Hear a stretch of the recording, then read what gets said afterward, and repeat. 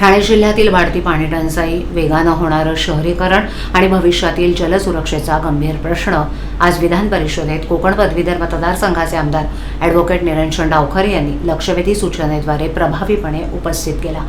बारवी धरणावरील वाढता ताण, पाणी पुरवठ्याचं नियोजन, नव्या बांधकामांना दिल्या जाणाऱ्या परवानग्या आणि भविष्यातील पाणी नियोजनाबाबत शासनानं दीर्घकालीन धोरण जाहीर करावं अशी ठोस मागणी त्यांनी सभागृहात केली.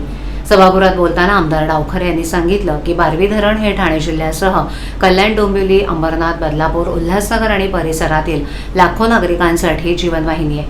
मात्र वाढती लोकसंख्या, वेगानं होणारे शहरीकरण आणि अपुऱ्या पावसामुळे दरवर्षी नागरिकांना पाणी कपातीचा सामना करावा लागतोय.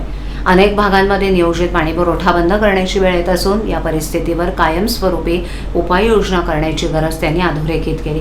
मुरबाड तालुक्यासह काही औद्योगिक आणि नागरी वसाहतींना बारवी धरणातून पुरेशा प्रमाणात पाणी मिळत नसल्याकडे लक्ष वेधत त्यांनी या भागासाठी शासनाचे स्वतंत्र नियोजन काय आहे असा प्रश्न उपस्थित केला.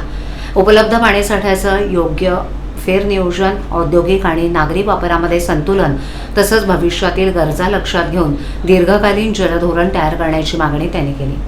ठाणे महापालिकेची लोकसंख्या सुमारे 15 लाखाहून 22 लाखांवर अधिक झाली आहे. कल्याण, डोंबिवली, उल्हासनगर, अंबरनाथ आणि बदलापूरमध्येही झपाट्यानं शहरीकरण होते. मात्र अनेक मोठ्या गृहनिर्माण प्रकल्पांना अद्याप अधिकृत पाणी जोडणी उपलब्ध नसून ते केवळ बोरवेलवर अवलंबून आहेत. अशा परिस्थितीत पाणी पुरवठ्याची प्रत्यक्ष उपलब्धता तपासल्याशिवाय नव्या मोठ्या बांधकामांना परवानगी देऊ नये. तसंच प्रत्येक प्रकल्पासाठी स्वतंत्र जल उपलब्धता अहवाल अनिवार्य करण्याचे निर्देश शासनानं सर्व महानगरपालिकांना द्यावेत अशी मागणी त्यांनी केली. बारवी धरणाची साठवण क्षमता वाढवणं, भविष्यातील लोकसंख्येच्या गरजा लक्षात घेऊन नवीन जलस्रोत विकसित करणं आणि संपूर्ण ठाणे जिल्ह्यातील पाणी पुरवठ्याचा वस्तुनिष्ठ आढावा घेणारी जलसुरक्षा श्वेतपत्रिका नागपूर अधिवेशनापूर्वी जाहीर करण्याची मागणीही त्यांनी केली आहे. हा प्रश्न केवळ पाणीपुरवठा विभागापुरता मर्यादित नसून नगरविकास, जलसंपदा, MIDC आणि स्थानिक स्वराज्य संस्थांशी संबंधित असल्यानं चालू अधिवेशनातच सर्व संबंधित विभागांची संयुक्त व्यापक बैठक आयोजित करण्याचा आग्रह त्यांनी धरला.